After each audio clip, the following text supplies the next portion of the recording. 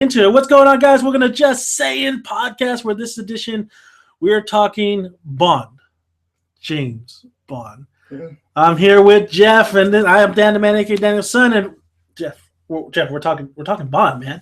We're talking one of the most iconic figures of all time in film and lore, just everything, man. Yep, we are.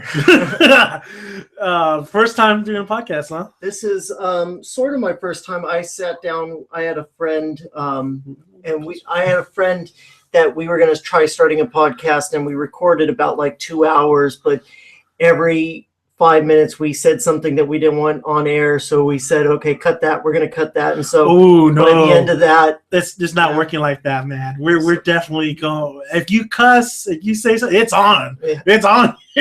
People are going to listen. I think people want to hear it, though. At least they know we're real. At least they know that, hey, what we say is what we say. I ain't going back on it. All right, man. Bond. Like I think we were discussing a little bit of Daniel Craig's Bond. Like, what did you feel when you heard that Daniel Craig was cast as the new Bond? Because it was Pierce Brosnan, and then they're like, "Oh, Daniel Craig's going to be the new James Bond." How did you feel about that? Well, actually, I didn't like Bond back then. I'm how old am I? 24 right now. I had friends that watched James Bond when I was a kid, and it was Pierce Brosnan when I was a kid, and I just wasn't into it.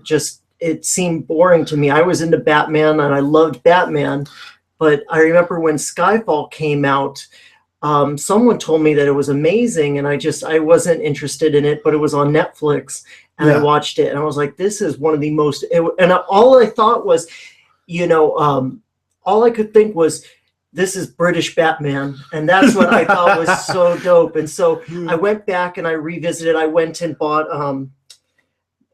the first two Daniel Craig Bond movies, Casino Royale and Quantum of Solace. Yeah. And Casino Royale is just one of the most perfect films ever. You've seen that one, right? Oh yeah. Actually, I am right there on the boat. Like, James Bond has just never interested me. I've seen bits and parts of the Pierce Brosnan era, but honestly, like, it just never interests me. And I know it has this huge history. People love the shit out of James Bond. I go to the bar and they're like, "Oh, we're talking movies. Like, what about that James Bond?" I'm like, "Yeah, well, it's James Bond." I was actually in Santa Barbara. I remember when I was younger, and Casino Royale was already playing in the theater. I think it was like already there for like 2 weeks or something like that. And I was bored, so I was like, "All right, I'll go into this movie. It's a James Bond movie, Casino Royale. It's supposed to be this new cat, Daniel Craig as Bond. All right, let's go check it out." I was blown away, man. The action sequences, just the overall, and then at the time, it's so funny when that Casino Royale, they have a poker tournament, Texas Hold'em, and that's when, like, remember, on ESPN, like, Texas Hold'em was blowing up. So it was really, I really loved the shit. I remember coming out of it, I'm like, oh my God, now I gotta watch some James Bond movies, because that really that was like the first step into the Bond world. And man, Casino Royale, and I mean, what can you say? I think the one thing that pops in my mind is definitely the car sequence, like, the car chases and stuff. And then the torture scene was all brutal, man. Yeah. Well, I mean, it's more of a film than just another addition to the James Bond, the library. But it's just it's just everything about it was amazing. And so, I mean, I got into it. I actually, a lot of people dislike Quantum of Solace. I liked it a lot. That car chase, at the beginning buys you, another 30 minutes into the film before you're asking for more. I didn't think it was that bad, honestly. No, I liked it a lot. I think a lot of people thought it was bad because, like, towards the ending, it gets a little kind of messy, a little crazy, but I didn't think it was that bad. But out of all the Daniel Craig movies, because we're talking, Skyfall, and then the recent one, Spectre. Out of all the Daniel Craig Bond films, I really think Casino Royale is just like the top of the top. It's like the best one in my opinion. I don't know if you feel like that. No, I absolutely do. I agree. It's just it's everything. I mean, just everything that you can say about Bond. It's men want to be him, women want him, or other way around. But it's just women want to be with him. and some women want to be him, but that's not for us to judge. Yeah. But no, it's Melissa McCarthy wants to be him. Who's that? Melissa McCarthy. You ever seen that movie Spy? Yeah, that was pretty funny. That was a good movie. Yeah, that was actually really good. Yeah, I mean, you are times infinity. Jason Statham would make a good Bond, or at least a Bond villain, or maybe, I mean, if he could do an American accent, he could be a Felix Leiter. Screw it, man. Let's get into it. Like, okay, we know Daniel Craig's run is coming to an end after Spectre. Well, I think he's in contract to make one more. Yeah, but they might forego it. I don't know, but yeah, they've been talking about a lot of people, and I mean, who are the main people that they talk about? Oh, definitely the main name out there is Idris Elba. And I think he would be amazing. He is amazing. I mean, I love, if you haven't seen Rock and Rolla, he's really good in Rock and Rolla.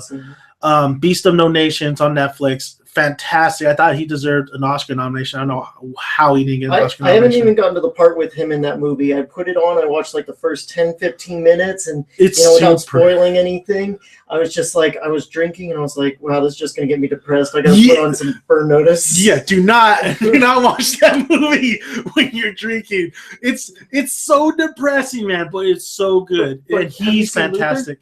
I've always wanted to see that show. I actually have that on my watch list. That's like probably the next thing I'll watch. What is Luther even about? Luther is about he's a cop in London, and he's got a moral compass and he sticks to it, but he breaks the rules to get what he feels is right, and he's constantly facing the consequences of his own actions because it's the butterfly effect, something that he does to one crook, and so he just keeps getting caught up in these traps that he's setting for himself, just trying to do the right thing. But through the whole thing, I mean, it's like him auditioning for either James Bond or Batman. And there's a scene in the show, without spoiling anything. I mean, I think there's 3 or 4 seasons. He holds a crook over a balcony, and it's like the most Batman thing you've ever seen. And he's a big dude. He's like 6'2", 6'3". That dude's huge, man. Yeah. He's a big guy. I mean, I wish that. But he's in shape. Yeah. And he's older. He's old. He's like, I believe, like almost in his 50s. I have no idea. But he looks like he's in shape. So it looks like he can do some definitely some stunt work, because the Bond movies are just all require, especially recently, like stunt work. Well, and I mean, there have been there was a video I listened to recently. There was what's his name? Rush Limbaugh bitching about a black James Bond, and it's like, oh my god, people bitching about that, and it's like, they should skip black James Bond and go straight to black Batman. That's what I mean. Black British Batman. That would be the greatest thing ever. Because I mean, I think Idris Elba would be a dope Batman, but that's just. I think he'd be the dope Green Lantern. I guess John Stewart. But I mean, that's I think that he's just too incredible. You can't just give him a black role. I think he needs to take a white role to show the white man that it's not just show the white man how it's done. Yeah. No, Idris Elba's amazing, man. Like, you're right. Any role you give him, he's gonna knock it out apart. I haven't seen this guy in a role where he was just bad, because he is fantastic. I really need to check out Luther. That's the one show I really want to check out. But yeah, that whole controversy about a black Bond, like, I don't know, like, what, really? Honestly, really? Come on. It's Idris fucking Elba. It's like, it's Denzel fucking Washington, He'd match perfectly with what's his name, Daniel Craig, and with Sean Connery. He's just menacing. But there are other people talking about, like, who's your pick? Who's one of the other ones besides Idris Elba that you? Other than Idris Elba, but I will say real quick on Idris Elba is that he is menacing, and he fits like the role of, he could be serious, but he's smooth, dude. He's definitely gonna lure those ladies. You gotta watch Luther, man. He is dope in there, and he's badass. So that's all I can say. You will see that same character. I'm going to watch that, and then we're going to come back and do another podcast just talking about Luther. There was other names that were mentioned. I think it was Michael Fassbender. I think that he would be a sexy Bond. That guy is just gorgeous. He's a great actor too. Yeah, he's a fantastic actor. Have you seen Frank? Oh, is he in? He's inside, like, yeah. I have no idea, and I was so happy. Like, I always, whenever I click on Netflix, I watch it on the Wii. Is it on Netflix? Yeah, it's on Netflix. Okay, all right, okay. It says, it says that actors' names, and for some reason that time I turned that movie on and I didn't look at the actors' names, and I said whatever. I watched it and it was one of the funniest, darkest, weirdest movies I've ever watched. And then at the end, Michael Fassbender was under the mask the whole time. Yeah. It's that would have, especially since you didn't know what that movie was about. Yeah, I hope I just spoiled it for someone. No. Like usually, if you look up, it says it on there. It's actually based off a true story, or it is a true story, I believe.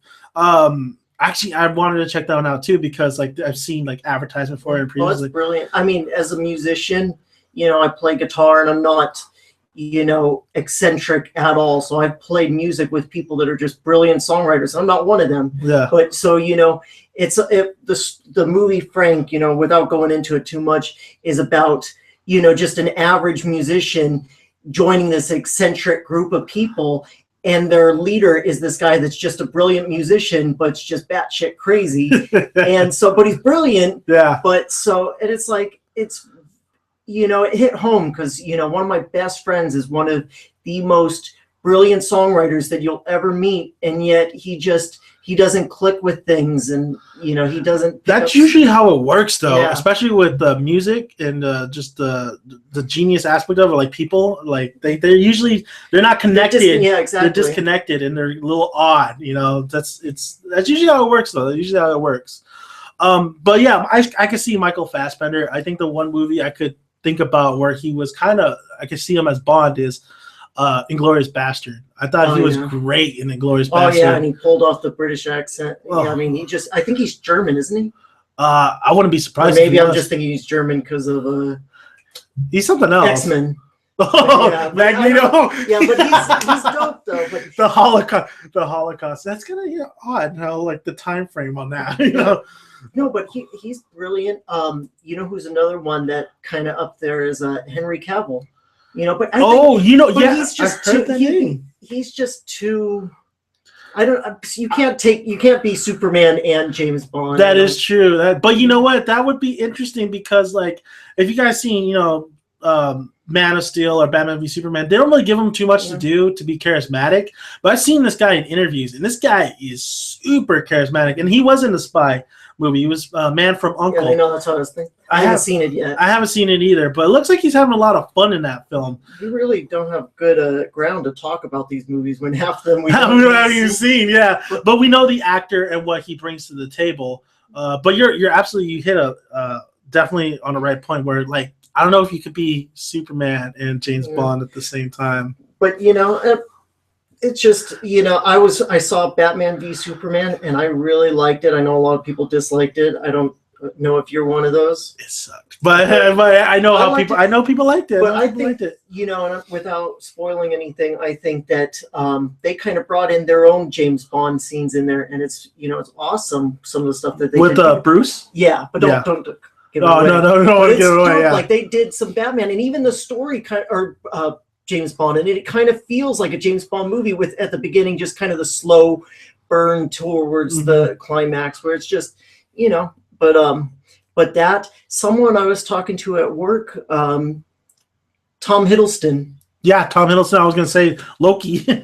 I think that not if they were going to go and kind of go in the opposite direction with Bond, like bring back Roger Moore. I don't know if you've ever seen with Roger Moore. I've seen a couple, not films, but definitely like clips and stuff. Yeah, clips and stuff. I think that Tom Hiddleston would be more up there with Roger Moore, where he's just like, a British fish out of water. He's definitely a skinnier type of. But he's charming, Yeah, he's very charming. Not intimidating. No. So, I mean, he would be more up there with like Roger Moore, where it's like, he's British and he's in, if they were to do like a kind of a remake or, like they're not doing remakes anymore in the James Bond series. They're kind of taking the old stories and blending them into this new thing. So if they were to do something like Live and Let Die, Tom Hiddleston would be perfect for that, where it's just like he's in some urban environment and he's just the limey secret agent that sticks out like a sore thumb. So I think he'd be good at that. But and I think that honestly, with Daniel Craig's run coming to an end, you kind of have to go. The pendulum does have to swing the opposite direction. Yeah. So you're going to push away some fans, but you're going to bring in a lot more, and then the pendulum's going to go back again. Yeah, that's true. That's a good point. But did it ever go back after Roger Moore? It kind of stayed on that side. And then Pierce Brosnan, it was just all goofy with invisible cars. And it was goofy. I felt the movies were goofy, but I felt Pierce Brosnan could have been just like a fantastic. He could have done really great stuff with a great Bond film. Yeah. Tom Hiddleston, it feels like he's like auditioning for the show that's coming up called The Tenant, I believe, or something like that. I heard about something about a janitor. I think something janitor is in the title. There's High Rise, and I haven't seen the trailer or anything for that, but someone told me there's a show that he's doing that's very Bond-like, and every Bond actor seems to come out with, before they get cast, they come out with a movie that's like they're auditioning, like Layer Cake with Daniel Craig, and now Idris Elba just came out with a movie, or is coming out with one called Bastille Day. That's kind of like a James Bond kind. I haven't heard anything about that. But if you also said with Luther too, he seems like he auditioned. That's why they're looking at him too. Yeah, they kind of, it's what came first, the chicken or the egg. So you know, you don't know if that's them auditioning, but it definitely seems like that. Like they're putting that out there to. Yeah, and they're really pushing like the Tom Hiddleston show. Like it's on AM. I think it's going to be on AMC. Maybe they're already talking to him. Maybe I wouldn't be doubt that they talk. They're definitely talking to Idris. I think they're definitely talking to Idris. I think Idris is like one of the top runners in there. But I heard that he's not interested. But they always say that too. Yeah, and then they get cash. You're like, oh yeah, I said I changed my mind. I'm going. That's the money. I'll be James Bond for that. Would you do your own stunts though? Me? I mean, I've been auditioning for James Bond since I was born. I was born into a family with English blood. I mean, my dad's all was born in the States, but it's all English. Both parents are from England, migrated here in the '60s. But my name's. Can I say my full name on this? Yeah, go ahead. I mean, I'm pretty sure there's Butterworth. Yeah, Butterworth. Oh, I got the initials. I got the English name. I've got. I've got strong features, I've got a well-built body, and I've got a voice that you'd want to hide either with a thick accent or maybe a voice modulator like Batman. Putting that name in the hat. Putting that name in the hat. Go for it, man. Go. Hey, you need to start. If they ever reboot Harry Potter, I'll jump on that bandwagon. Hey, man, if James Bond doesn't work, Bourne. No. The Bourne franchise. Jason Bourne. Holy shit, it's all JB. Everything that's dope is JB. Yeah. Or Archer, live action Archer. I know. That's amazing. That's my girlfriend calls me Archer all the time because and all I do is I've got mom issues. I drink a little bit, but I think that's all you can do in the city. But I drink, and then all I do is drop obscene movie references, But oh my god, yeah, right? Yes. You sort of sound like me and you have the same kind of thing that goes on most of the time. I drink a little bit, I drop a lot of, well, except the mom. I love my mom. What can I say? I love my mom. But I guess I'm better fitted for the role of Zorro, even though I don't know Spanish. I don't know any Spanish. I am Mexican, and I do not know a lick of Spanish. You're whitewashed, man. I do like the food, though. Does that count? Yeah, you can handle it. I can't. Like everybody's like, oh, I'm like, I don't know what you're talking about, dude. I'm sorry. I like a bit. There's a few good taco places, and I like lengua. What is that? That's a tongue. Oh, the tongue. Oh, yeah. Well, yeah, I can eat menudo though. But you need to with how much you drink. I know. It's good for hangovers. You've heard that, right? I heard that one, and then I heard milk. I don't know. I've heard never mix milk and alcohol. Okay, we're going too far into that. Yeah, we're going. James Bond is a drinker. Is he an alcoholic though? Yeah, well, I mean, yeah. He's kind of is. Just a tiny bit. He's not in a point where he has a problem, but he definitely loves his drinks. What's funny is, I've read 2 of the books. I just finished Dr. No, and I'm waiting till my next paycheck to go order From Russia with Love, but I like the books a lot, but it's written in a different era. There's one, James Bond smokes like a chimney. He drinks like a fish. Sean Connery. Racist as fuck. Sean Connery. Yeah. That's Sean Connery all the way. Every woman is stupid and beneath him. That's that's Sean Connery, dude. That's Sean Connery. But they changed the character. He still drinks a lot, and but he's not smoking anymore, which is good, I guess. But the drinking even they should cut out, because I mean, in the Daniel Craig thing, he's former British SAS, and it's like, to maintain that physique and everything, and to be, they're not going to put an MI6 agent out there if he's, huffing and puffing a little bit. Exactly. And he's got a hangover every morning, That's just, so that's part of the thing. But I'm definitely glad they've taken out the racism, because I mean, if you read the books, every other word, Dr. No's, the setting for Dr. No is Jamaica, and just every other word is Negro or Negress. And it's just, but it's written in the 50s. But I mean, still, goddamn. It's like, come on, man. What's going on here? I mean, if you read it, you're like, what? I mean. Well, you get, but it is, 1950s and all that stuff. It is what it is. But yeah, it's a little bit like, it catches you off guard. It takes you out of the book. You're reading it, and then he starts diving into, like, there's a couple paragraphs where he's talking to a guy that's a British, commander based in Jamaica, and he's talking to him, and the character of James Bond and this other guy that's stationed in Jamaica just have a full-on conversation about the races in the area and how they work with each other and what races are smarter. And it's like, this is the most racist shit I've ever heard. I'm like, James Bond's just sitting there, and it's like, you see, who knew James Bond? He could dwell into that kind of stuff there. I don't like that, So it's kind of like, and I mean, if Idris Elba gets cast, then yeah, I know. I mean, one step from definitely abolishing the racism there. But it's just they don't have that in there anymore. But it is interesting, and it's funny because you've got things like, I don't know if you've ever heard that Bob Kane is credited with being the creator of Batman, but so many other people worked on it to make that character, but he still gets credited. And it's kind of like that with James Bond, except it's the opposite way, where he did create James Bond, but all the things that molded James Bond are the movies now, and the books were brilliant, and I like the stories in the books, but the books are here, and if you can't see, because you're only hearing my lame ass voice, the books are right here next to my balls, and the movies are right here over my head. So balls to head, balls to head.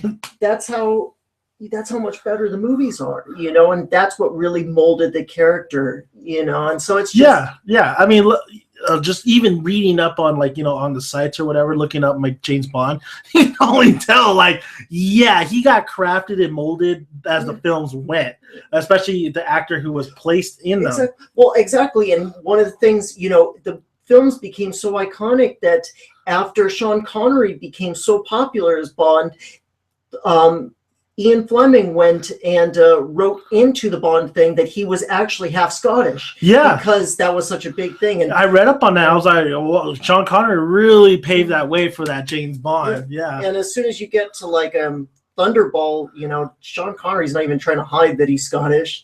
He does an English accent, and it just, every movie, it just gets less and less, and he's just, fuck it, I'm Scottish now. Oh, there's been a couple of movies that, people's accent just, like, kind of just disappears after a while, right? No, but he was, but I mean, you can't get anyone more Bond than Sean Connery, because that motherfucker hated women. That dude hates a lot of things. Yeah, he really thought women were definitely beneath him. Yeah. But going back to, like, the people who I want to see as James Bond, I'm going to throw in a name. I want you to tell me what you think about it, because this name has been floating around too, and he is a very established actor. He's just got nominated for Get on with it. Best Supporting Actor, Mr. Tom Hardy. Tom Hardy? Oh, I like Tom Hardy a lot. Tom Hardy's really, really great. Yeah, and he can be very menacing. He is English, right? He's not Australian. Yeah, he's English. Okay. He's English. I liked him in Bronson. Oh yeah, that movie was a trip, man. He really transformed into that dude. He can be intimidating. If they're going to continue along the Daniel Craig route, I think that Tom Hardy was that same kind of build, huh? Yeah. And it's so interesting because we talk about Idris Elba. He was actually in the film with Idris Elba, and that was Rock and Rolla. And Rock and Rolla is directed by Guy Ritchie. And that has that fun aspect to it. And it's a little goofy sometimes, too, with the dialogue and everything. But he's really charismatic in that movie, man. He actually plays like a gay guy. Mm-hmm. But he's so he's just so charismatic. He's with Gerard Butler and everything. And this guy Butler? Yeah, Gerard Butler's in it. Have you ever seen Snatch? Oh, Gerard. No, I'm sorry. I was thinking, for some reason, I was thinking Gerard Way, the singer from My Chemical Romance. Oh, My Chemical Romance? He's in movies? No, that guy. That's another name too. Like, you can have Tom Hardy. What about Gerard Butler too, though? I mean, Olympus Has Fallen and stuff, because everybody says like everybody loves him. I don't. I've liked him in a few roles, and he seems like he might be a nice guy, but I do not like the movies that he's in. I don't like him. He doesn't, he might have charm to some people, but to me, it's just, he's not charming to me. He seems arrogant and not like like there's arrogance in Daniel Craig's, but not so much that you're just like turned off, I like him, but I do think it is the movies too that he's put in. Like, it's just, but I could see the arrogance in there too, especially in Gods of Egypt. Like, I just saw that. I was like, I heard that was rotten. It was pretty bad. A lot, some people I feel bad saying that. People put their everything into a movie, and then I haven't even seen it, and I go, oh, that sounds bad. Like, so it's just hey man, I mean, it's just, I don't know. You get money, we're paying for it, so. There's that aspect to it. Like, I would expect at least something good, but there was some things that are cool, but overall it's just like it's pretty shitty. Like, the special effects were terrible. Effects were terrible. Actually, that kind of reminds me. Okay, so Bond. What's great about the Daniel Craig films is that the realistic stunts that are in them. Like, every Daniel Craig film, I expect badass action sequences, badass stunt work, and there's a lot of them. And the one I could think of too is the train scene. The train scene from Skyfall. Yeah. I didn't really necessarily like Skyfall, but that train sequence was pretty badass. I love Skyfall, and that train sequence was fucking dope. Hang on. There's water right there too. Oh, thank you. Oh, is that for me? Yeah. Thank you. See, I'm a nice guy sometimes. Yeah. I went and I've been in the gym since 4 this morning. I went and I was trying not to need an energy drink, and I took one on the way here, and I took Taco Bell, so right now it's brewing in my stomach. Oh, you got Taco Bell in that mix too? Yeah, just a $1 burrito. There's a bathroom right there too. By the way, if you have to rush in there, I'll hold on to fort. Oh man, I don't know. Yeah, I might pick up a little bit. I'm just saying. But no, I've been, what were we just talking about? Oh, the train sequence in Skyfall. I mean, that train sequence is dope, and like going back to the thing, women want him and men want to be him. That chain sequence when he gets off and he jumps onto the thing and he fixes his cufflinks. Oh yeah. And people pick on that and they go like, oh, that's Roger Moore. And it's like, that was dope. Actually, that's Pierce Brosnan too when he was in a tank. Yeah, and then he fixes his tie. Yeah, I think that's dope, and that just shows that's just the character of how arrogant he is, you know. And it's just, and I think you need that in there. You can't just say like, oh, that's corny. It's like that's who he is, It's fun. It's fun to watch. Yeah. You know what's funny, and it's embarrassing as fuck, but it's funny as hell. It's not that funny. I'm overselling it now. People are waiting. Oh no! Now we want to know. Now we want to know. I saw Skyfall, and I went back to Casino Royale, and I was like, this guy's dope, and blah blah. And I was actually at the time getting ready I was training for Spec Ops for the Air Force, and I was getting into shape, and I was already in decent shape, but I was training my body, and instead of bench pressing, I was doing push-ups and all that stuff. I started swimming, and before you go into that job or get that contract, you have to go take a test as a civilian. And so I went and took this test, and I needed to pass a swimming test of swimming 25 meters underwater twice, and then swimming 500 meters in less than 11 minutes. And as I was training for that, I was like, I need to get they said, get a Speedo. And I got the same one. It's not the same exact one, but blue Speedo shorts that he has in Casino Royale. And so I would wear that. And every time we went to the beach, me and my friends, me and my girlfriend, I'd wear those shorts, and they'd pick on me a little bit. But one time I'd probably pick on you too. I got Sharon to watch, my girlfriend. I got her to watch Casino Royale, and we're watching the movie, and she's kind of paying attention to everything. She thinks it's cool and everything, but it's coming to the end, and it's James Bond walking out of the water, and as it pans down, it shows him in the shorts, and she just goes, "You fucking weirdo! That's why you wear those things." And I'm just like, you noticed finally, yeah. She knows my secret now. She's like, "Well, I always wondered why you wear those fucking tiny little shorts." And I was like, "Because I want to be James Bond, babe." Come on. I'm Bond. Yeah. James I'm Bond. Butterworth. Jeffrey Butterworth. Well, you can still have the 007. You can have that 007. Nah, maybe if my clock in at the movie theaters, or Oh, there we go. Yeah, you told the nickname 00. You probably have been able to do that. Like, my name's 007. I'm like, I go to my manager. I'm like, "Can you please change this? I need it for a podcast. I need to show people online that I'm something. That this is legit. This is for real. This is my life." Yeah, I'm living it right now. I'm the essence of Bond. I got too weak of a voice. But anyway, voice is fine, man. Fine. Well, we'll see when we listen to this. I'm gonna let other people listen to it, and then they're like, "Oh, that's good." Yeah. But anyways, yeah, you were going. I thought this was an interesting theory because this theory has been thrown around a lot, especially with a lot of people who are Bond fans, a lot of people who are just in general movie fans. The fact that it'd be crazy if like all the Bonds were connected somehow, like all the films were connected somehow. And I want that to happen, but if you think about it and you look at it, like it can never happen. No, like, there's no way these like it's just a double, it's just a name. It's not even his real name, not even James Bond's his real name. Mm-hmm. It's just like a cover. So I thought that would have been a cool idea, but it just doesn't connect right. It doesn't, and it's just it's just, you have to take it for what it is. That I've heard the theory. There's a podcast I actually listened to called James Bonding. I don't know if you've ever heard of it. Yeah, I even listen to James Bond podcast. Look at that pun right there. But it's they were talking about it, and one guy had a theory that that you go. It's Casino Royale, and I don't know if you know, Quantum of Solace literally starts right after Casino Royale. Yeah.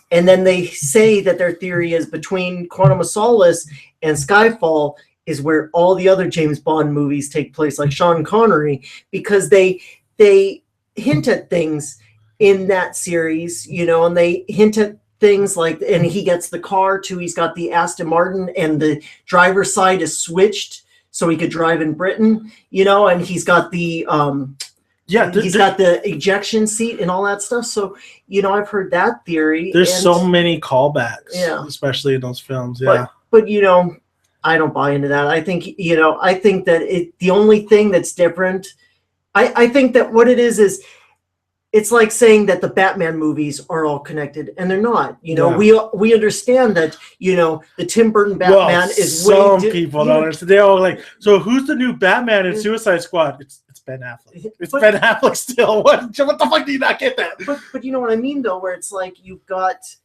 the Batman and Tim Burton's movies, and then I guess they are connected all the way to George Clooney somehow, even no matter how awful they are, they're connected. But it's basically the same thing as trying to connect those then to Christian Bale and trying to find a continuity between those, and it's like it's not there. The only thing that's different between Batman and James Bond in film is the fact that James Bond has a lot more movies, so people want to try to find a continuity between there, and it's also been owned by the same production crew, Broccoli, whatever they're called. Yeah, and then it was Chubby Broccoli, something. And then I think MGM had a little bit of distribute rights too. Yeah, MGM, United Artists. I know there's been just like the franchise have been passed around a little bit too, because I know they've had that big old thing about they're trying to make a James Bond movie, but they need the funding for it because like the production, like they sold the rights, something like that. Yeah. It's crazy, and a lot of stuff gets really.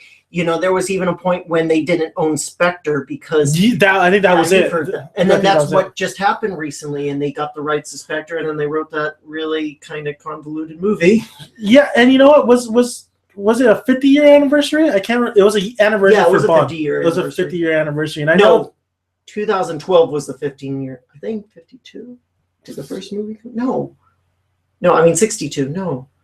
Shit, I don't know. So many years. So many years. It's crazy because I think in Oscars they had like some of the Bonds. Mhm. I know they want to get Sean Connery. Sean Connery is just like Yeah, he's like, over it. Yeah. He is so over Hollywood. He's like, you want to get that motherfucker into a James Bond movie? Good luck, because you're gonna have to pay him like at least 10 mil to get his ass in a James Bond movie.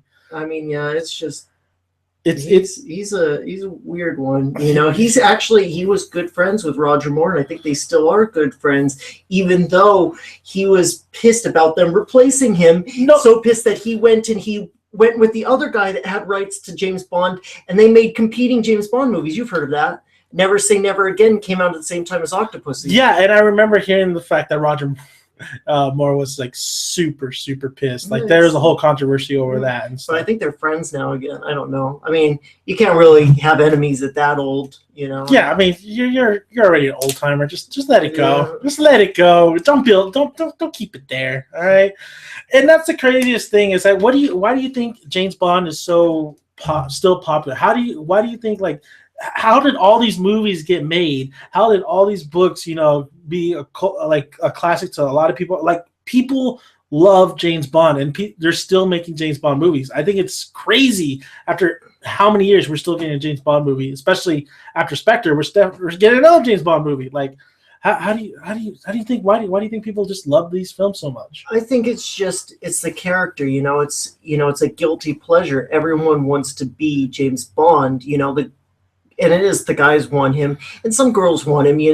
I mean, I don't know if they want the original Sean Connery James Bond that was kind of rapey. Yeah. Like if you ever watched Goldfinger, he literally rapes a woman, and it's like, have you seen that? I haven't seen Goldfinger. Yeah. Ooh, there's another topic I gotta talk about real quick. But go for it. Well, you're watching it, and it's like literally a rape, but they throw some lovey-dovey music over it, and you're like, what the fuck? Yeah, it's not rape. Listen to this music. It's not rape. No. But like men still want to be that, and he's the epitome of being cool, of being calm, and I mean the books kind of dive more into him under the surface where you've got an inner monologue in the books, so he's scared on the inside, but he's acting cool on the outside. And I mean both the books and the movies have, when they differ on that, the books are interesting to read that, and you're reading this character's thoughts where he's scared shitless, but he's acting cool. And then in the movies, you're watching it and you're like, this guy's calm, cool, and collected. And that's dope too. So it's interesting, It's kind of like, The Dark Knight Returns, if you've ever read that comic book. Oh, yeah, I definitely have that one. You got the inner monologue going on. And so it's interesting to introduce that, and maybe they should introduce that into the movies. I don't know where the fuck I was going with that, but anyways, you trailed off a little bit, but we're good. We're solid. Nobody knows. We'll just keep going. But yeah, like you could see other media and other movies like Mission Impossible, Archer. I mean, that's their Bond is their go-to. Like, oh, we pulled this from Bond, and they make it somewhat their own, but you gotta pay homage to Bond, because Bond is like been here for years, and he's the one that first started. I mean, look at Austin Powers. As much as it's spoof, like people loved it. Like how much, homage to that. And that's what's so interesting is the Roger Moore, the what's his name, Pierce Brosnan Bonds. At the time, other things were Bond way better. They were the same thing as Bond. Like Mission Impossible was doing way better. Even though I watched Mission Impossible and the first one was not very good. I can't stand any of them. I really liked, what's the one? Ghost Protocol. That's where, Bond, that's what hooked me into okay, I rewatched all the Mission Impossibles, but the first one was Ghost Protocol. Now again, it was like I went into the movie, on board, let's go see this. That one was good, man. That was great. Yeah, Ghost Protocol. I was trying to remember. It was on demand, so it was Ghost Protocol, and I think what was the recent one? Rogue Nation. I thought Rogue Nation was pretty good too. I think it was just right there with Ghost Protocol. But you're right. Like there's other spy movies doing it better. Because Pierce Brosnan's movies, let's talk a little bit about them. They're really cheesy, really corny. Especially, we can go into the Bond girls too. I mean, Denise Richards. Oh, I mean, terrible as a Bond girl. She's dumb as a post. She's an idiot. Yeah, she's not good at all. But like I said, I like Pierce Brosnan as Bond, but the movies themselves, I don't cater for. And the gadgets were cool, but still. Well, that's the thing that was different about Daniel Craig than I feel any of the. I mean, there's some aspects in some of the older Bond movies where he falls for a girl that can stand toe to toe with him, but when it comes to Pierce Brosnan, it's like every woman is just, maybe the one where he was in China, that girl could stand toe to toe with him, but even then it was silly. But like, another show, going into spy shows and movies and shit, Burn Notice, and that's one of my favorite, if not my favorite TV show. We could talk a little bit Burn, because I remember watching Burn Notice, and I don't know who the lead actor is. Jeffrey Donovan. I think I wanted him to play Batman. I wish that they would go into someone that's a little bit unknown to bring him in. That's you'd make an interesting Batman. I think. Well, Ben Affleck pretty much killed it, though. Yeah, he did. He was really good. But Jeffrey Dahmer he's really charming. That dude's a charming guy, and I really love he's very like wicked with his tongue. Like he's very quick on the tongue too. Like he knows how to. He has a presence to him. Of course, Bruce Campbell in there. Yeah. Bruce Campbell is a god. All right, he's awesome. I love Bruce Campbell. We could talk all day about Bruce Campbell. He's just the most charming motherfucker. If you watch. You could watch Burn Notice and connect it to Bond, and then you could watch it, and it could be Batman and be Superman too, because Bruce Campbell is definitely Superman, and Jeffrey Donovan, Michael Weston is definitely Batman. Yeah. And it's just, if you watch it, it's got so many things in it that I don't know. The thing that turns me on to these movies and shows is just characters, and when these people are able to take a character and put them into something completely unique, but the character acts a way that is somewhat predictable, but it's just kind of it has the same feel throughout. Like it definitely, like he's not trying to change for like just out of nowhere. Yeah. Like this is the character you get, and I think you get a little bit of just like insurance, I guess, or whatever along the way. It's like, one of the things I really didn't like about the last James Bond movie, it was kind of forced with the girl that he ends up with. The other three movies I liked. He didn't really end up with any girls. The first one, spoilers, he almost does, but it's like she could stand toe to toe with him, at least mentally. The next one, the girl was, he wasn't really trying to get with her. She was gorgeous, but he was. She had a mission that kind of, they went on a journey together. Their journeys coincided for a bit, and then they separated. Yeah. And then the third one was there was really no girl in that. The girl was Skyfall. Yeah, the girl was pretty much Judi Dench. Yeah, it was M. That was the Bond girl. hey, Judy. Yeah, Judy needs some loving too. But am I wrong? It's like, these were all women that could stand toe to toe with him. And let's get into Spectre, because that was the recent Bond film and stuff. And I had problems with Spectre just like I had problems with Skyfall, but Spectre just like it didn't do it for me. It definitely didn't do it for me. And I know what you're talking about with the Bond girl. Things were forced. Yeah, and then of course when he sleeps with the widow, like in the kind of that was so awkward and like why? Why would you do that? Like and then I thought she was gonna be in the film longer. Yeah. That's it. Like you don't even see her after that. And then you have of course the other girl who her father and everything, goes the plot keeps moving. They had her where there was hints that she can handle her own, like the way she operated a gun and the way she was, but to me, she never really break out. Like she never really was like the shining bright spot of that film. And then the overall film itself, I just feel like, I think Christopher Waltz was just so underused. Yeah. Underused. If you want Christoph Waltz to be crazy over the top, that was the time to be crazy and over the top. Where was that Inglourious Bastard Christoph Waltz? Where was that Django Christoph Waltz? We didn't get that. And even the set, like the build up towards it wasn't that great. I think the trailer had a better build up than the actual movie of those two actually meeting. Exactly. I agree. It was just, and it kind of did the same thing that Star Trek Into Darkness did, that it was like, it was playing too much on the fans going like, oh, we know who this is. And it's like, that doesn't work for people that want to watch a movie and be interested. It doesn't work for either party, It doesn't work for the people that are like, I don't know who that is, but I'll watch it. And it doesn't work for the people that are like, I know who that is. And then they watch it and they're like, Yeah, So, you gotta it was him. Who gives a divide. fuck? Like, You gotta yeah. divide right Yeah, there, pick and one that's or not the what you other. want. Yeah, I think that's what made Casino Royale was like that was the first that was somewhat that was like a reboot to basically the James Bond series because now we're starting kind of over with Daniel Craig. But like it when I think about Casino Royale, yeah, sure, maybe there was some callbacks and all that stuff, but honestly, it was a self-contained film. It had a story that flowed just right, characters, you got on board with Daniel Craig, and it had action sequences and all that stuff. And then with Spectre, yes, we've done this a while, but you really lost the ball somewhere along the lines when during that maybe the middle or whatever. It's just there's some good aspects to it, but then there was a lot of disappointing aspects to it. The good aspect was David Bautista. I did like David Bautista in there. Yeah, oh yeah, big old guy. that guy was scary. That guy's huge.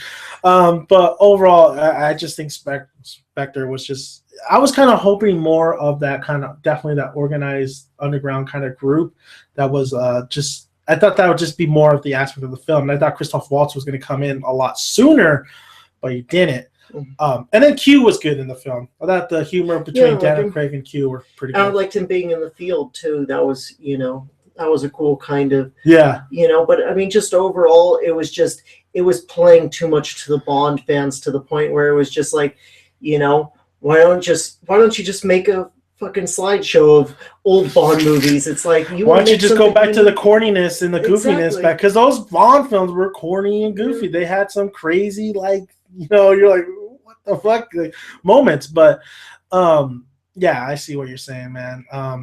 Going from there though, like Judi Dench, what do you think about Judi Dench as M? I liked her a lot. I think that she was brilliant. I don't know that much about the Pierce Brosnans. I've only seen bits and pieces of them. Yeah. But I thought that she was brilliant, especially in Casino Royale. But I like the new guy. That's Voldemort, isn't it? Is it? I think it's Voldemort. Ooh, just kind of now thinking about his face. That might be it. It might be him. I've seen him in other movies too, and he's a great actor. He was actually really good. He was another bright spot in Spectre. I thought he kind of carried. Oh yeah, carried it too. He's really good in that. Yeah, Judi Dench has that air to her, so it was kind of sad seeing her go from Skyfall. Did you think she went out a good way in Skyfall? Yeah, I mean, I think that they played it very well. I mean, unfortunately, if you look at Skyfall, it really is Bond fails everything that he set out to do. He didn't save M, he didn't. I mean, just everything just falls apart. So, but I mean, I think that she was. It is what it is. It was a good movie. I like Skyfall, but Judi Dench is. What's crazy is like the real story is that she retired from acting because she was losing her sight and all that stuff. It's time to put her down. Just let it go. But she went out. She went out in a good way. She went out in a Bond way, so that's pretty cool. Well, yeah. I mean, it's a lot better. They I think they did it very well.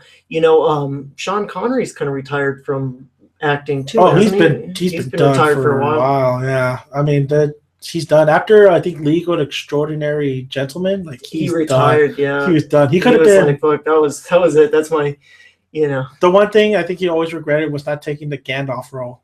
But I can't picture him as Gandalf. Didn't he also almost play John Hammond? I can see him in that role.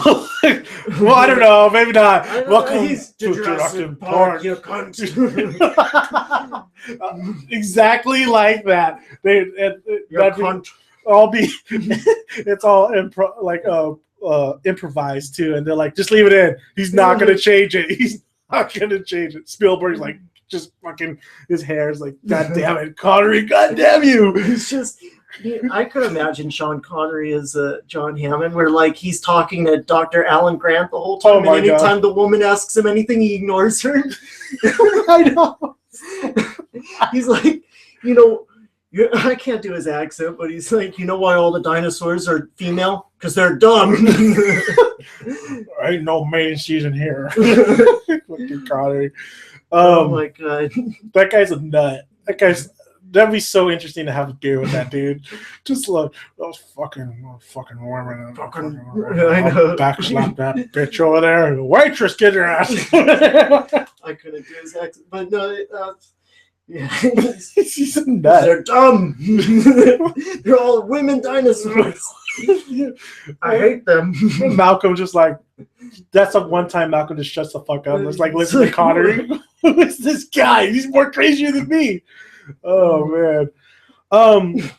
So what's great about the Bond films too is, I guess, is the music. I think the music's pretty good in there, and I thought Adele's. I love that song. I got that on my phone. Fucking fantastic. Yeah, She definitely deserved that Oscar. Like I remember just watching Skyfall and like, oh shit, this movie's gonna be good just because of the music. It goes ding, ding. Like it's very. I think that probably is the best Bond song. I mean, I know there's a lot of people who would contend that. The recent one, I don't even remember the recent one. A horrible song. I don't even remember it. I remember watching the music video before it came out, or it was like the lyric video or whatever. And I was like, this is a really fucking boring song. I don't like, what's his name? Sam Smith, huh? It was Sam Smith. Him. You don't like him? I like his stuff, but that song was just not. No. It was weak, and then I was like, okay, maybe it'll be better in the video, and it was weird. It was just kind of. Was it like tentacle porn, like in that opening, or what? Well, like, I was so stoked on Spectre, and my girlfriend would not go with me, so I took my best friend John, and we went and watched it. The night it premiered at like 10 or 11 or whatever. Okay. And he'd never seen any other James Bond movies, and when that song was playing with the tentacles and everything, I was like, I'm so sorry, John. I'm so sorry. What did he say? He's like, no, he was being nice. And he was like, oh, no, it's cool, man. Because the opening shot, he's like, oh, that opening was cool, blah, blah, blah. I know deep down, he's like, what the fuck am I watching? Did he end up liking that film or no? Nah, he didn't like it. Yes, but, and then he was nice about it, and he didn't tell me that he disliked it. But when I invited him to go watch Batman v Superman, he was like, I'm busy. And then so just anytime I asked him, I was like, he's like, hey, so what are you up to tonight? And I was like, nothing. I was actually going to go see Batman v Superman. I still haven't seen it. He's like, oh, I'm busy. He doesn't trust my picks on movies anymore. Batman v Superman's a long one too. Yeah, I know that was 3 hours. That's a pretty long one. So if we're talking James Bond, then we got to talk. I mean, I don't know if you're a big gamer or not, or you play video games. I'm not either. I'm not a video game type person, but there is one game that everybody talks about, and it was a shit back in the day. Nintendo 64, GoldenEye. I had a friend when I was a kid, Blake. I'm not going to say his last name, but he was in love with James Bond, and he was like, that was his, when I was into Batman, he was into James Bond. And I never had a Nintendo, but he would bring over his, and he played it, and I was just like, "This is boring." And that was the first person shooter, right? Yeah, I mean, one of the first, and it wasn't interesting to me, and so sorry. Oh, I thought there was going, and then I played it, and then I was like, "You changed my life." There's no playing. That game was awesome, man. Like back in the day, we used to always play. It revolutionized a lot of gameplay. I guess it did, yeah. There was one factor. You had to have heard like the Golden Gun, at least. What? So the Golden Gun is basically this gun you pick up, you unlock it or whatever, and it's a one-shot kill kind of gun. So that's why it's gold. It's a golden gun. Well, that was one of the James Bond movies too. The Man with the Golden Gun. Yeah, and that's what it is. So was it one shot, one kill though? I don't know. I didn't watch that one. Oh, okay. It was Roger Moore. He bores me. Honesty. See, that's good. That's good stuff. Yeah. So I mean, GoldenEye was the shit. Like everybody, if you talk to anybody, like even if they're not even James Bond's fan, they're like, oh shit, yeah, GoldenEye. That was awesome, man. That was pretty awesome. So I mean, we talked a lot about James Bond, and let's just get real quick of other mediums, other films, and all this. Is there like any other kind of spy films out there that you're like just as invested in with Bond, or just something similar like Bond? I mean, I love anything that's. I mean, Burn Notice is one of them. I love Burn Notice, and a lot of people. It's not like I mean. People binge watch shows now on Netflix. They binge watch Walking Dead and all that shit, and I get that. But I don't know why people don't binge watch Burn Notice. I know that it's got a lot more levity to it than any other show. It's a lot more upbeat, and it does that well. It's got, I wouldn't say dark, but it's got dramatic themes into it. But for the most part, it's it's got levity into it, and you know that good's going to prevail in the end. And even though they throw twists in there, and it's not always good, but I love that show. And fuck, I forgot where I was going. It's a really, how do I put it's a recommendation. It's a recommendation, and it's my comfort food. I put it on when I want something in the background, and I can just turn to it and watch it. I've watched the whole series all the way through probably 5 or 6 times. That's a good way to explain comfort food. That's right, because I play some shit in the background. I'm not even really watching it, paying attention. I'm doing stuff, but I like it on. Well, I mean, like, I've seen it so many times that I know what's coming up. And I had the seasons on DVD. Man, so I mean, 100%. It's on Netflix. You bought the DVD. That's 100. That's 100% committed right there. I love that show. I'm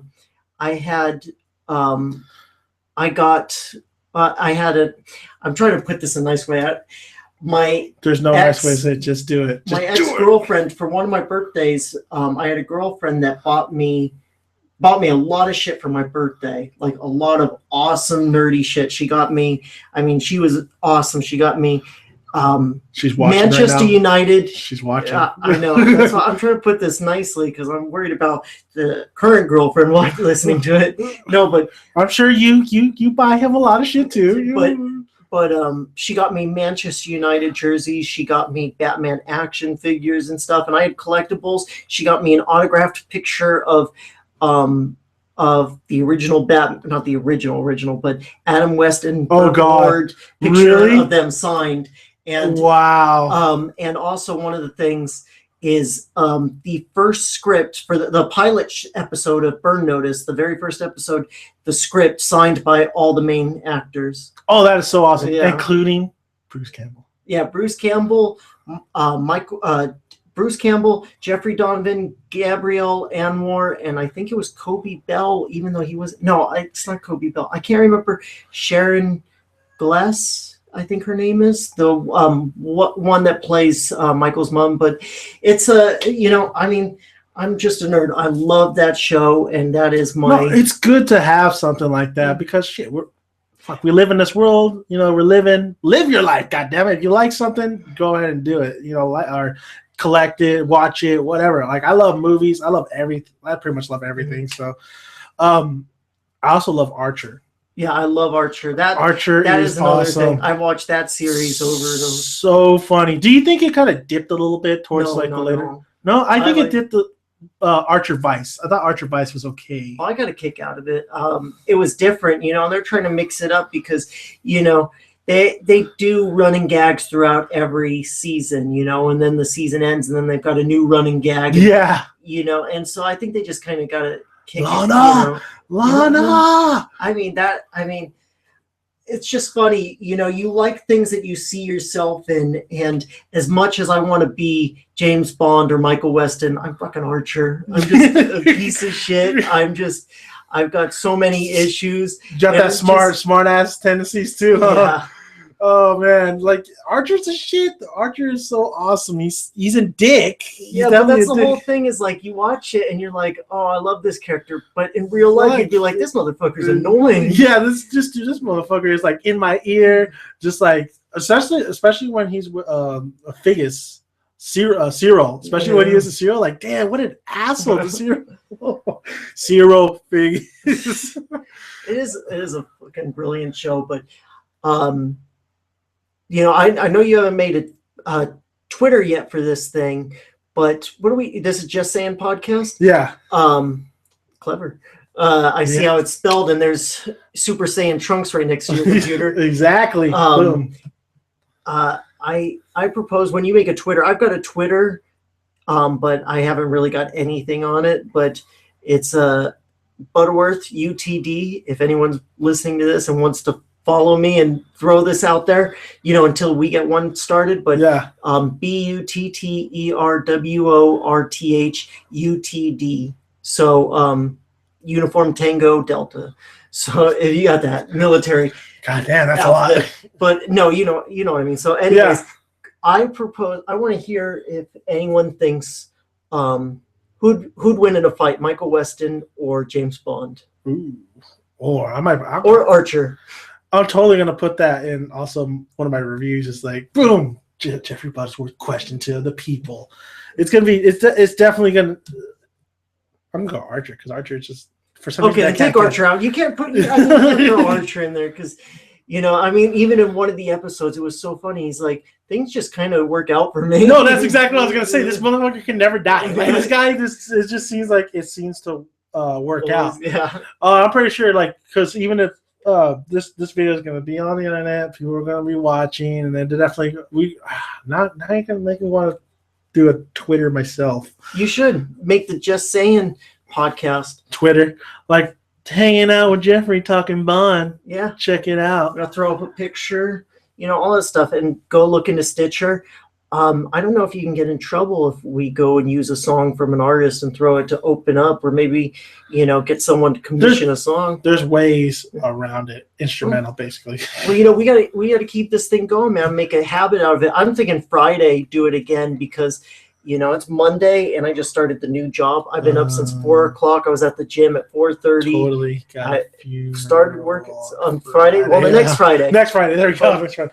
Actually, no, I'll be gone next Friday. Oh, so maybe God. this weekend. This weekend we'll do another one. Yeah, this weekend. Actually, you know what? It's crazy that you know a lot about Batman. So maybe we'll do just an all Batman podcast, and I know a lot of people would love to hear that. But what's funny is it's like these things aren't even nerdy anymore. Batman or they're James not. Bond. They're not. I think that's what I was telling my friend. Like, just think about it. Like, I remember going to WonderCon. And you see these people in the 501st kind of gear, and they're stormtroopers. They dress up as stormtroopers. They have the big old luggage and everything. And they got their, like, Sons of Anarchy type jacket, but it says 501st. I'm like, these motherfuckers think they're really cool right here. Like, but if they get in a fight, they're done. It's just crazy, though, that, yeah, like, it's pretty mainstream. Much, yeah, you talk to a lot of fine-ass women, and they'll even say they know exactly who Batman is. They'll know who Henry Cavill is. Like, oh, yeah, he's gorgeous. Oh, yeah, Yeah. I mean, just this has blown up, man. The pop culture has embraced the superhero genre, especially Star Wars coming back. I mean, I guess it's just a rewind. It's just, it's a lot different world than it was when, these characters were obscure, James Bond was never really obscure. It was a popular book, and then it became an extremely popular movie. But comic books were not frowned upon, but they were a lot more obscure. And it also goes back to, comic books were before the internet. So people had to actually put effort into finding out this information and finding these stories. Whereas now it takes you less than 30 seconds to go find out the whole history of a character like Firestorm. Yeah. You just Wikipedia that shit and you know everything. Yeah. Whereas, like Black Panther. Like, who the hell is Black Panther? Yeah. Let me look it up real quick. There you exactly. go. You can go, and with the internet, you can know everything about this character in 5 minutes. Whereas back in the day, you had to go and write letters on the back of the comic books. And, that's before my time. I don't even know how it worked. But you'd go to the comic book stores. You'd go to every comic book store to try to find as much on this character. And that's what you had to do if you loved it. And right now, we live in an era with, we've got, supercomputers in our pockets where we don't even have to, you can just say that you like, Naruto. I can say that I like Naruto today, and I can know everything about it before I see you at work tomorrow. You know what I mean? Yeah, and exactly. That's the difference now. And so these things like Batman aren't nerdy anymore. It's such a weird word to say nerd now. No, it's not. It's now part of the culture, especially like right now, like what we're living in. Just like, I mean, people are Civil War. The movie Civil War is going to be coming out, and that's going to make tons of fucking money. Batman v Superman, even though it fell short, made tons of fucking money. Like people, you got to credit James Bond for this too, though. Because you look at The Dark Knight and you look at like the more realistic, grittier Batman films, even Tim Burton's Batmans, they borrow elements from James Bond. Oh hell yeah! Especially the Batmobile, like that's James Bond. So I mean, it's crazy. It's good. It's good to fit into what you're saying to James Bond too, because that was like the everyday man, and then you got these comic books like these are for children, but now we're in a gritty, realistic form. Well, the character of James Bond is so much more Batman, and Batman is James Bond. You know, you watch, like, I mean, one of the best takes on Batman, I think, is the Justice League. The animated series is perfect, but brilliant. Batman the animated series, amazing. But when you watch the animated series, you kind of, because Batman's the only character, you've got to see his strengths and his flaws. But when you watch the Justice League, it's just his strengths. You don't really see his weaknesses. There's been 1 or 2 episodes where they show where he falls a little bit short, you know, and like the one where they fight the Legion, or the one where this Justice League kind of imprisons Earth. You know what I mean? Justice League. I think it was like the earlier kind of seasons, huh? Yeah. And it was, but that character in the Justice League is James Bond. You know, he looks down on everyone. He's smarter than everyone. He doesn't, you know, he plays his cards close to his chest. You know, he's not as open as someone like Superman, where Superman, you know, Superman, how do I put it? You know, he kind of leaves himself open. You know, he'll turn the other cheek, whereas Batman won't even give you a cheek to slap. You know, he's all business right there. That and he's suspicious of everyone, and that's James Bond. Mm-hmm. You know, and he has to be. James Bond has to be suspicious of every single person, because how many people want to kill, just like Batman? How many people want to kill Bond? And it's just, you know, I think those characters are just two in the same. And I mean, it is what it is. But yeah, nerdy shit isn't really nerdy anymore. I mean, look at Doctor Who. Look how popular that is. I don't watch Doctor Who, but I can't believe how fucking popular. Like, from the UK to over here, it's just insane how popular. Even Sherlock. I see they're bringing in a lot of like Sherlock, Houdini, you know, that kind of type of atmosphere going on there. I'm like, well, okay. But you know, yeah, I mean, this isn't nerdy anymore. It's just everybody loves it. When everybody loves it, I guess you don't label it like that anymore. I mean, it's still nerdy. It's still nerdy for sure, but it's part of, I guess, the everyday culture of what we're doing. Like, it's crazy when you talk about comic books. Like, comic books probably back in the day were only like 5 cents. You look at comic books, you go to a comic book store, they're like fucking like $4 or $5. Yeah, $4 or $5. And those are the cheap ones. Yeah, those cheap ones. And the Walking Dead ones I have, they're like $35 because they're hardcover. Yeah. So, and then statues, forget about it. They're expensive as hell. I mean, I ain't even got anywhere. You got Tupac hidden behind Predator right over there. I got Pac right there. Yeah, come on. Priorities. Well, you know, that's another. I got Pac headphones right there though. Oh, that's cool. Yeah, see, I used to have a Pac little figurine, but he broke. So.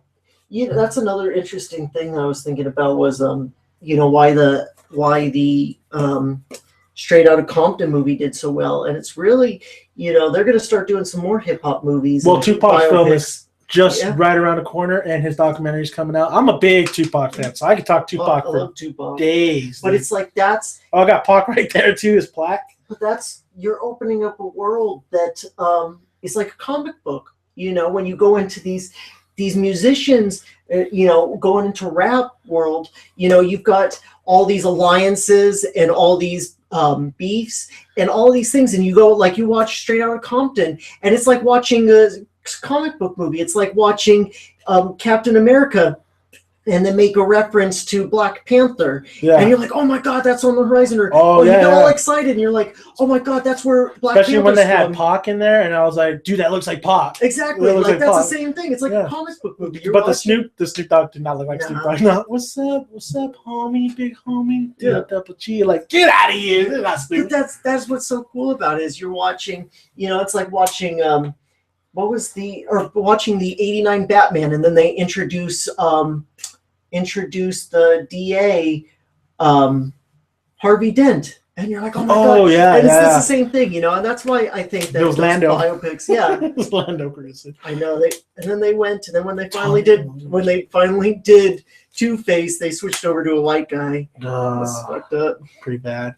Yeah, man, that's actually that's perfect what you're saying right there, because you're right. And then it's about time they're doing like 90s rap like up on the big screen. And you know what's so great about Straight Outta Compton? Like it's something new. Like nobody's like we've had, you know, La Bamba, Selena, we had all these other, you know, classic musician biopics, but they didn't focus on 90s rap. And 90s rap movement was like that was the shit. And then NWA is the perfect film to start off that.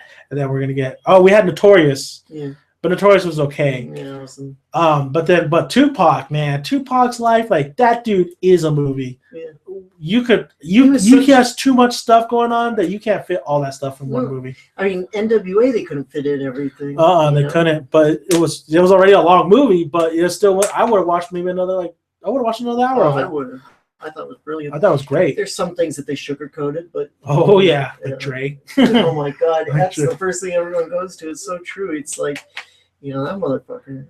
You know, he had his fingers in that pie. He was, he was making sure they didn't put him in a negative light. Oh yeah, and then also like, you gotta be careful, man. This is gonna be online. Oh, that's all right, because there's Dre gonna come after us. I'll get some people mad because it's actually last night. I actually fell onto like a little article, like 10 things that were disappointing about John Lennon. Oh yeah, John Lennon was a piece of shit. Yeah, he was bad. Yeah. I didn't know. I was like, holy shit! Like I love the Beatles. It's either a lot of people say it's either Elvis or the Beatles. I go the Beatles. I like the Beatles more than I like Elvis. But if I had to choose, Johnny Cash. That's my homie right there. But damn, John Lennon was a real piece of work, man. Yeah, he was a piece of shit. Oh my God. And Yoko didn't break up that damn band. It was John Lennon's ego that broke up that damn band. That dude was a real piece of work. And when Paul McCartney, I think there's 2 Beatles left. Yeah, Paul McCartney and Ringo Starr. Yeah, once those 2 bite the dust, you expect the Beatles biopic right up on the big screen, just like Steve Jobs. They waited till he died, and then they put him in a negative light. Good. Yeah. I mean, for more, I'm not even going to dive into that. I don't care about people being dead, so I'm not one of those people. They need to show the truth. They can't just sugarcoat these people because they're dead. You know? And even Johnny Cash, I mean, they put a little bit in there, like his little, his little drug use and stuff. They sugarcoated. I mean, and especially they made his wife like this naggy person, his first wife. I'm like, she wasn't even she was all for, like, she supported him, this and that. He just fell in love with June, and that was it. I mean, but. Yeah, I mean it's now we're talking about music. You got me going on the music thing. It's but yeah, finishing off the podcast, James Bond, we're gonna get another movie. We don't know if it's gonna be with Daniel Craig. We don't know if it's not gonna be with Daniel Craig. We know we're 4, 5, 6 years out from another James Bond movie. Is that official like right there? That's just how they do it now. I mean, there's like 4 years in between each James Bond movie. Okay. No, 3 in between. No, 2 in between. So it's 2 years in between Casino Royale and then the other one, and then 4 years and then 4 years. It might be sooner if they want Daniel Craig back, because Daniel Craig ain't no spring chicken. Yeah. But it no matter what, people are still gonna watch the James Bond movies. It's not going anywhere. It's not gonna die off. I'll still watch the James Bond movies. I'll probably go back and watch a lot of the old ones and stuff just to get more of his, instead of reading up on it, actually watching all of them. There's a lot of them. Maybe I'll just watch some of them that interest me. But Daniel Craig's James Bond, the last 2 I wasn't a big fan of. Quantum Solace I liked, and I liked definitely like Casino Royale. So Daniel Craig's back, I'm on board, and if he's not back, I'm still on board. So I mean, James Bond, it's James Bond. It's James Bond, shaken not stirred. You should check out Santigold or Santa Gold. It's SANTOGOLD, and put one of those songs on here. And if we do this again this weekend, I'll bring a 6-pack over and we'll drink what we do. Oh, I had beer. I drank it though. Oh, you piece of shit. I know. You're welcome. No, I'm just kidding. I have to work tomorrow anyways. I got to be in bed in 3 hours. I got to work in the morning too. Yeah. Oh, yeah, second job, man. Yeah. Second job. I got to be up at 4 o'clock in the morning so I can hit those weights, man. Tomorrow's leg day. Oh, well, yeah, you go lifting. I got to go 5 in the morning just to work, and then 3 in the morning on Thursday. It's a great for my other job, but yeah, it's awesome. All right, Jeff, man. Yes, we're going to do this again. We'll decide whether if you want to do it all Batman podcast, or maybe we'll do like another podcast and focus on something else. Like whatever's good. I mean, I felt like this was great right here. So definitely might have to get a Twitter going. Not sure. Yeah, do it. Yeah, and yeah, man. Did you have a good time? Fuck yeah. Oh, We gotta do this. What drink? While drinking, drunk. What? The drunk podcast. We should do a drunk podcast. Fuck one. yeah. That's the best kind. Oh hell yeah! I've done drunk reviews before. Have you? Paul Blart, Mall Cop too. Oh yeah. Well, Every time I'm drunk to watch that. Every time he did something stupid, just take a shot. I'd be down to do that. We should Drunk review. Oh, you down to do that one? I'm definitely need to get another drunk review going, and I do drunk reviews on bad movies. Does this DVD player? Do you have a DVD player to plug in? I got a DVD. A plug? I got a DVD player. I mean, like we should next time just do a drinking game to Archer or something. Oh yeah, or Batman and Robin. Oh no, I can't watch that. Oh, drinking. I'll just throw up. There was Archer. No, it'd be good every time he says Pam. They have drinking games for Archer. There's probably drinking games for James Bond too. Oh, most definitely for Bond. Mm-hmm. Yeah. But we should tie this in with we'll figure this out because we're gonna do another one. I say we do.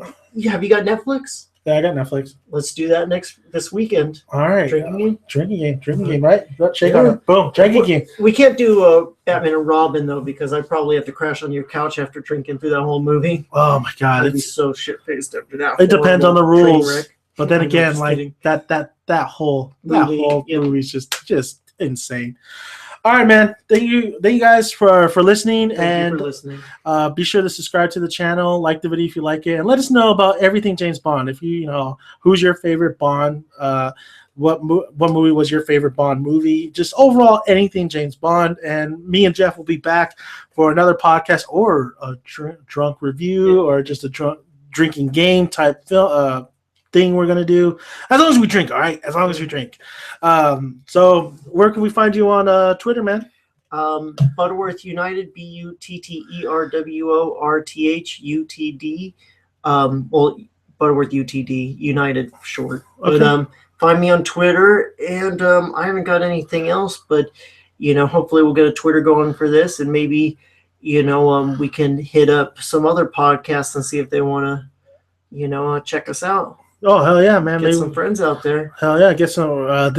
We've just started this channel, so we're hoping to grow pretty good and have people come in and check us out, and then maybe collab with some other people on podcasts and stuff. So I don't know anyone that wants to listen to my voice that long though, but we'll see. Everybody loves the ideas and stuff, especially when we're drinking. We'll see. So thank you guys, and we'll check you. Till next time. So this is the Just Saying podcast and. Shaken, not stirred. Something like that. Yeah.